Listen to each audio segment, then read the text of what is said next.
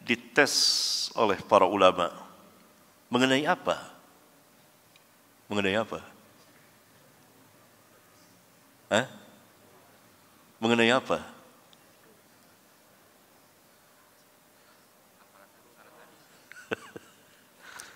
Mengenai apa? Hah? Nggak dengar apa? Ya, turukus sanad dibalik-balikan. Imam Al-Bukhari, Rabbuna memberikan kemampuan untuk menguasai ilmu di dalam Islam, khususnya al-hadis. Bahkan dia alim tentang Al-Quran. Dia bukan hanya seorang muhaddis, tapi juga al-faqih. Tidak ada yang seperti Bukhari, kata ulama. Ketika dia masih, orang tanya kepada Bukhari, muridnya, kapan dimulainya perjalanan hidupmu tentang perjalanan hidup ilmiah ini? Kata Bukhari, diilhamkan kepadaku, yakni Rabbuna membimbingnya, diberikan ilham, petunjuk untuk menghafal hadis saat saya berada di kutab. Kutab ini kalau sekarang madrasah ibtidaiyah, SD. Kemudian ya, setelah keluar dari kutab, biasanya umur 10 tahun, saya mulai berkeliling ke para imam ahli hadis yang ada di situ, di majelis-majelis hadis dahulu. Di antaranya kepada Ad-Dakhili, seorang imam ahli hadis. Dia duduk di situ. Lalu majelis tahdis, haddatsana, akhbarana. Suatu hari, kata Bukhari, ini umur 11 tahun.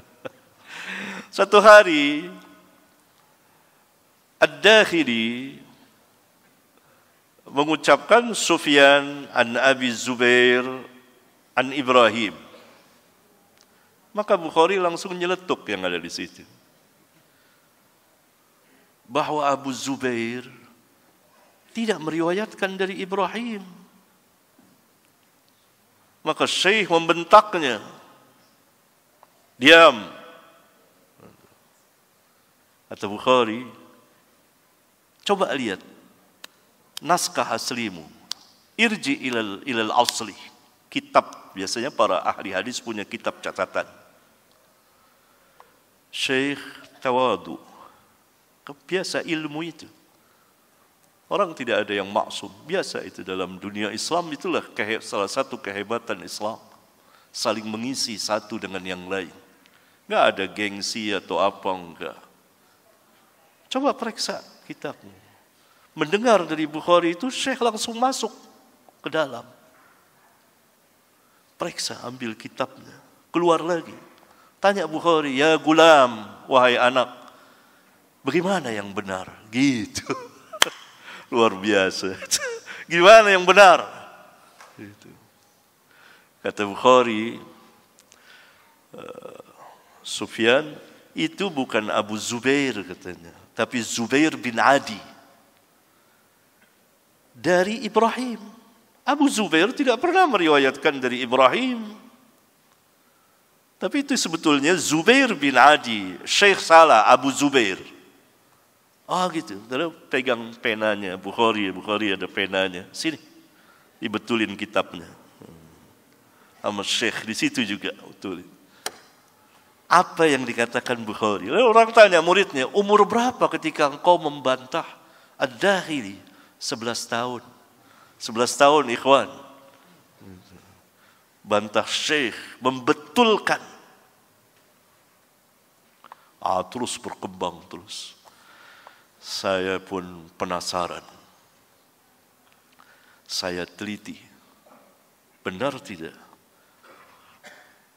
Zubair bin Adi meriwayatkan dari Ibrahim An-Nakhai. Saya periksa di kitab-kitab rijal. Ternyata benar. Zubair bin Adi meriwayatkan dari Ibrahim An-Nakhai. Saya periksa Abu Zubair. Abu Zubair tidak meriwayatkan dari Ibrahim. Allahu Akbar. 1200 tahun yang lalu lebih.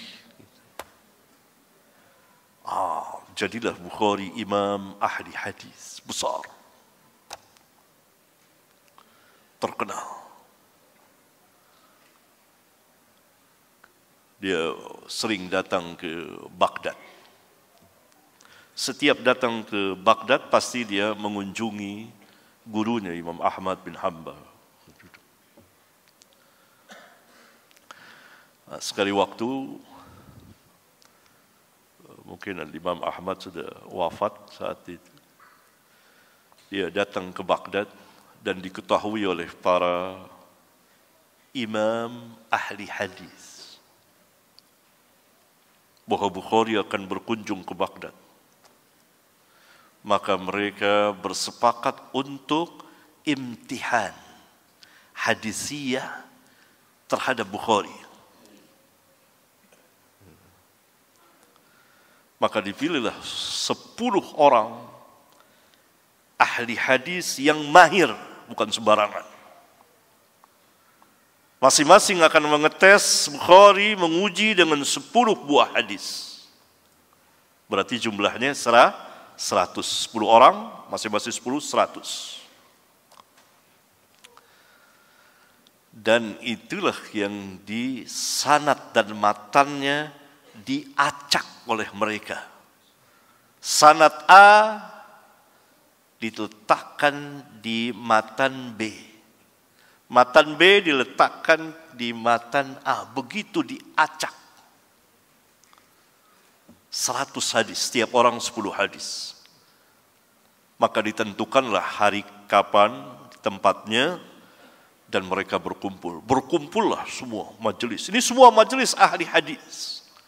Belum pernah ada lagi ini. Setelah Bukhari belum pernah ada. Kumpul semuanya. Para muhaddisin dari orang-orang asing. Selain orang Arab, orang asing, orang Khurasan. Orang negeri Bukhari sendiri. Dari Khurasan dan dari orang-orang Baghdadiyun, orang-orang Baghdad, para muhaddisin berkumpul. Bukhari sudah dari situ. Apabila majelis sudah tumakninah, tenang, sepi, siap bangkit. Ini orang belum pernah dites seperti ini dan tidak ada yang bisa kelihatannya. Saat bangkit satu orang, mulai bertanya kepada Bukhari tentang hadis ini dengan sanadnya. Bukhari menjawab, la a'rifuhu, saya enggak tahu. Satu hadis, kemudian hadis yang kedua, kemudian ketiga. Setiap ditanya, Bukhari mengatakan, la a'rifuhu, saya enggak tahu. Orang lihat, para ini saling lihat, kaif ini, gimana ini Bukhari? Lemah dia. Ternyata lemah. Kalau bahasa kita, segini aja ilmunya. Gitu. Mungkin, ya kan? Yang satu bilang, belain. Enggak paham dia. Enggak paham. Terus sampai satu orang selesai 10 hadis. Dan Bukhari tidak lebih dari jawabannya. La a'rifuhu. Saya enggak tahu. Bangkit orang kedua. Begitu juga jawabannya. Dari hadis pertama sampai hadis ke-10. La a'rifuhu, saya enggak tahu. Orang ketiga, keempat, sampai orang ke-10. Apabila Bukhari sudah melihat bahwa mereka sudah menyelesaikan semuanya, maka Bukhari menghadap pada orang pertama. Hadismu yang pertama seperti ini, dibetulkan oleh Bukhari. Jadi perkataan dia la a'rifuhu memang enggak ada hadis seperti itu. Benar. Itu hadismu yang pertama begini, hadismu yang kedua begini, disebutkan satu persatu sampai 10 hadis. Kemudian Bukhari menghadap orang yang kedua. Hadismu yang pertama begini, hadismu yang kedua begini, sampai 10 hadis. Kemudian Bukhari menghadap orang yang ketiga. Begitu juga sampai selesai 10 hadis. Diam 1000 bahasa para ahli hadis itu. Nah, itu dia ditesnya mengenai diacaknya matan dan sanad hadis. Gak ada yang seperti Bukhari, kawan. Gak ada yang bisa dites seperti itu. Ujian terberat bagi seorang ahli hadis. Sejak itulah mereka yang tadinya belum meragukan, meyakini, tunduk dan mengakui keahlian Al-Imam Al-Bukhari. Gak ada. Pernah Al-Imam Al-Mizzi, murid dan sahabat dekat Syekhul Islam Ibn Taimiyah. Ini para imam ahli hadis. Ya. Syekhul Islam Ibn Taimiyah dari kecil sudah terkenal hafalannya cepat.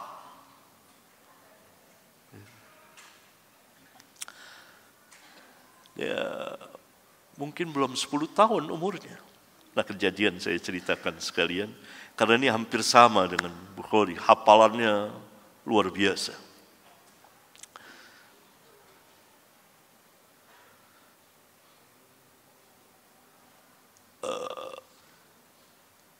Syekh semasa kecil masih di kutab di madrasah sudah dikenal hafalannya. Orang yang kuat hafalannya. Dan bukan hanya hafalan, pemahamannya.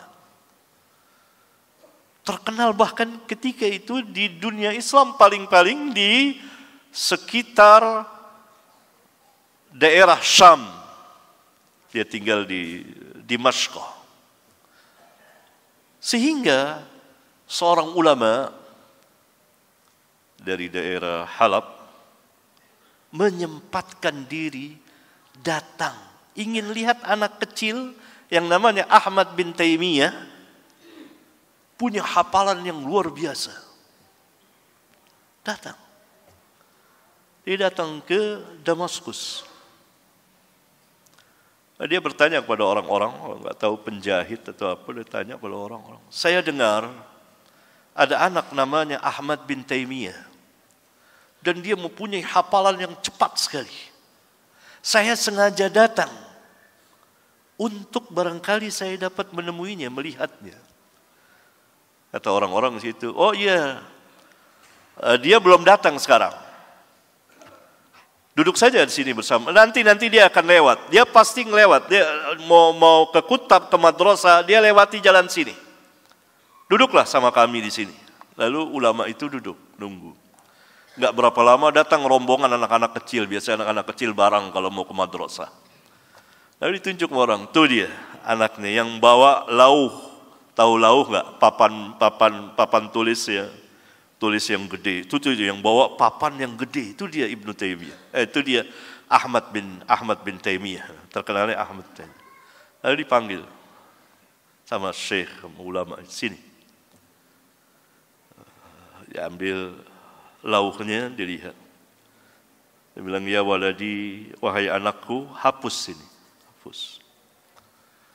Saya akan imla'kan kepadamu sesuatu. Yang kau catat ya, tulis. Iya. Maka syekh mengimla'kan kepadanya kira-kira 11 atau 13 matan hadis. Dia catat.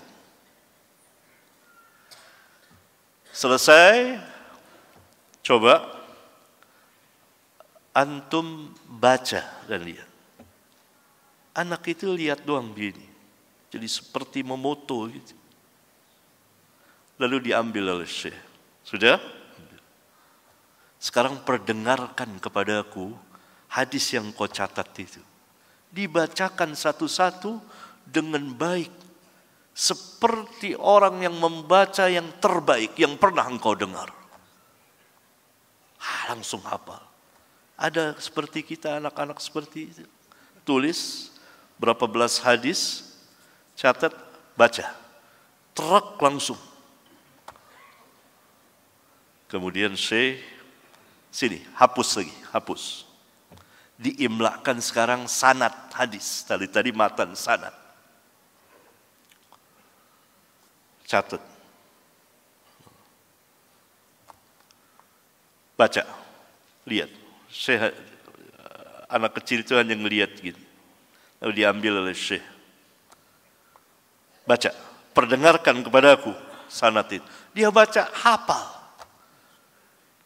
Bangkitlah Syekh.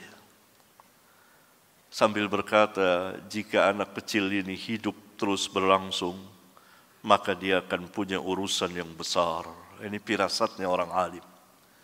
Karena enggak ada orang seperti dia ini. Benar, itu hafalannya, pemahamannya kuat sekali. Ya. Nah, Al-Imam Al-Mizzi, muridnya dan sahabat besarnya, pernah dites mau seperti Bukhari oleh muridnya. Datang muridnya, lalu Syekh lagi duduk semacam bertelekan, begini, rebaan. Saya akan bacakan kepadamu 40 hadismu. Syekh, di situ ada Ibnu Katsir, muridnya dan langsung menantunya. Lalu dibacakan satu hadis oleh muridnya. Sudah diacak sanad dan matannya. Begitu dengar satu hadis, kaget Syekh, langsung duduk gini. Begitu dibacakan hadis kedua, dia senyum lebar gitu. Sambil berkata kepada muridnya, ma huwa ana, bukan saya orangnya. Dzakal Bukhari. Yang dites seperti ini Bukhari, bukan saya.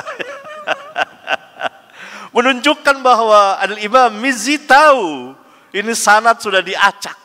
Begitu alimnya dan dia tawadhu. Kata Ibnu Katsir yang lihat mertuanya dites sama kawannya sendiri itu. Nah, itu jawaban Syekh lebih menenangkan hati saya. Hati kami maksudnya, kami. Karena daripada dia mengembalikan sanad-sanad itu. Ya, dia tahu itu. Ma huwa ana. Bukan saya orangnya.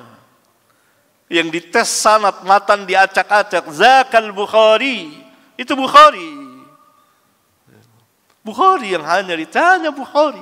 1-2 ulama ada. Nah itu di Bukhari. Pernah kejadian. Dan dinukil oleh para ulama.